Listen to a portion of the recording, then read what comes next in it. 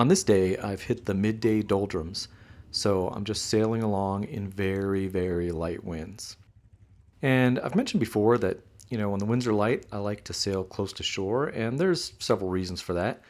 One is that because you're passing terrain, it makes you feel like you're moving. You get the illusion of moving, whereas if you're out in the middle of the lake, you just feel like you're sitting still, baking in the sun, and that's no fun. The second reason is that, there's lots of eye candy. There's lots of cool things to look at, the rocks, the coves, the trees, the birds, all those kinds of things. Number three is that it's a really good opportunity to familiarize myself with the shore and find areas that I can get the boat into, and then also areas that are too shallow and that I need to avoid. And finally, it's just harder and more dangerous to sail close to shore when the winds pick up because everything's moving so much faster. So when the winds are light, everything moves in slow motion and it's very under control. And so it's just a great opportunity to kind of enjoy the beautiful shoreline. So I'm just cruising along the shore and, looking at the boulders and taking it all in.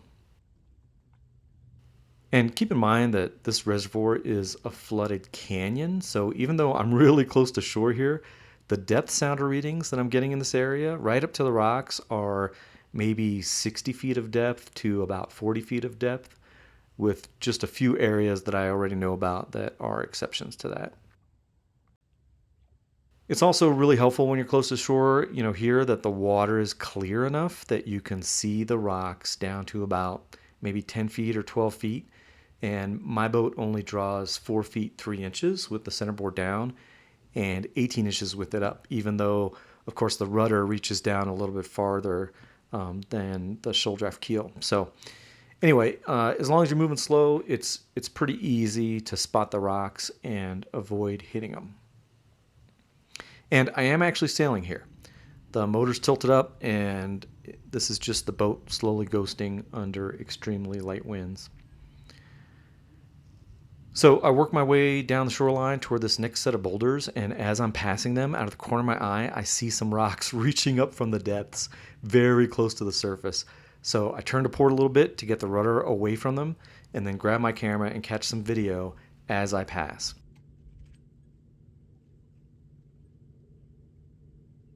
And I also try and record the nearest boulders, so that way, as a reference point, a landmark, I can remember where this hazard is. So once I sail past, I decide to swing around and do another pass with my Insta360 camera in the dive case. And the nice thing about the Insta360 is you can shoot every angle in a single pass. So by just sailing by one time with the camera in the water, I was able to capture the approach toward the big rocks. I was able to get a passing angle from the side and then also look back as I pass the rocks with just a single pass. And this formation, it's just a huge column of rock that reaches up from the depths, and there's really nothing else around it other than those few boulders that are on the surface.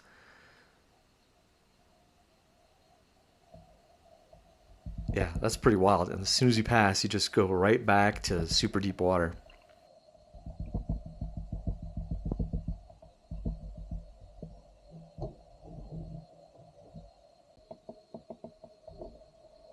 So here you can see me lifting the centerboard, and then I'm passing the rocks. And I think in this shot, you can see there's a chain wrapped around the rocks.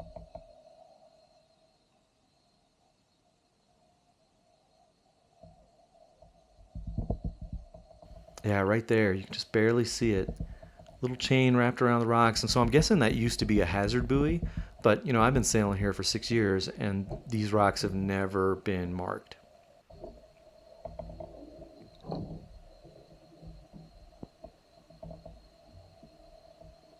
So here's another view, passing shot, looking down at it.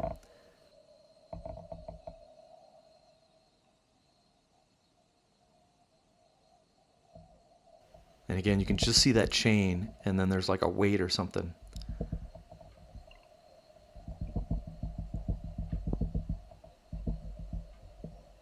So I'm guessing whatever hazard buoy was there, probably just broke away at some point during a storm. So after that, I continued sailing along the shore and amongst the rocks with a very sharp eye for any other unknown hazards. I've sailed in all these areas before, but there's still things that can surprise you. So here I'm sailing between this large rock and the shore, which is on my port side. And again, I've been through here before, but there are a few rocks that luckily you can see that are close to the surface. So I still have to be careful. And here I'm actually just looking over the side to see what my clearance is on that side.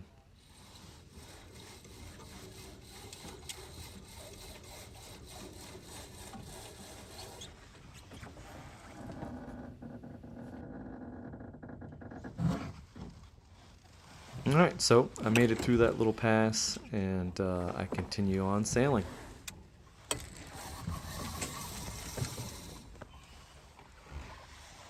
All right, well, as always, I hope you enjoyed it, and thanks for watching.